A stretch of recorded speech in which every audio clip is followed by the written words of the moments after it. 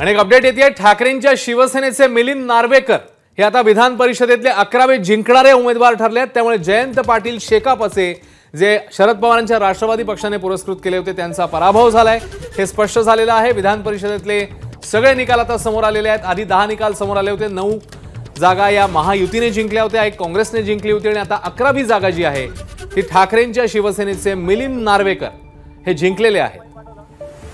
Ganesh Thakur update देत आहेत। गणेश, आता सर्व निकाल समोर आलेले आहेत। दुसऱ्या पसंतीच्या मतांमध्ये मिलिंद नार्वेकर यांना फक्त 3 मतांची आवश्यकता होती।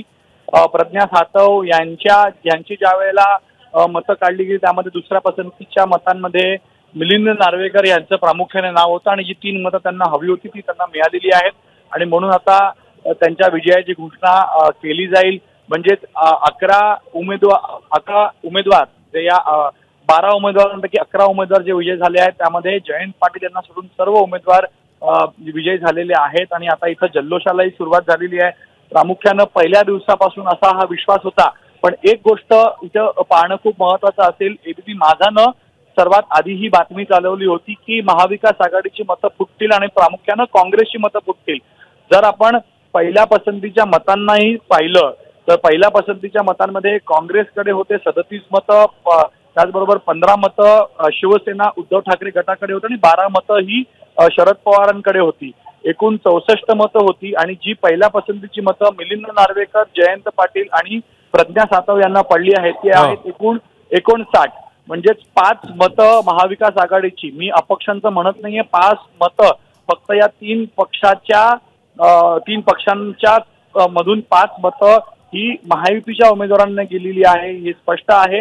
यासोबतच अपक्ष आणि जे इंडिया आघाडीतले पक्ष आहेत सपा, MIM यांच्या मतांसंदर्भातही आता काही प्रश्न उपस्थित होतीलच, कारण अपक्षांनी जे महाविकास आघाडीसोबत होते त्यांनी कशा प्रकारे वोटिंग केली। जर अपक्षांना महाविकास आघाडीच्या उमेदवारांना वोटिंग केली असेल म्हणजेच आणखी मतं फुटली का। पण आता फक्त जे बेरीज पाहिलं महाविकास आघाडीच्या या 3 पक्षांच्या प्लेन मतांचं आणि उमेदवारांचं किंवा आमदारांचं आणि जी मतं या 3 उमेदवारांना मिळालेली आहे महाविकास आघाडीच्या, तर 5 मतं कमीत कमी फुटली आहेत। आता पुढे पाहावं लागेल की अपक्षांनी कसं मतदान केलं, तर अपक्षांनी यांच्या बाजूने मतदान केलं असेल तर आणखी मतं फुटली का। पण मिलिंद नार्वेकर हे विजयी झालेले आहेत आणि आता जयंत पाटील यांचा पराभव झालाय हे जवळपास निश्चित आहे। गणेश, धन्यवाद या सगळ्या सविस्तर माहितीबद्दल। तेव्हा सध्याची जी अपडेट येते त्यानुसार मिलिंद नार्वेकर हे जिंकलेले आहेत।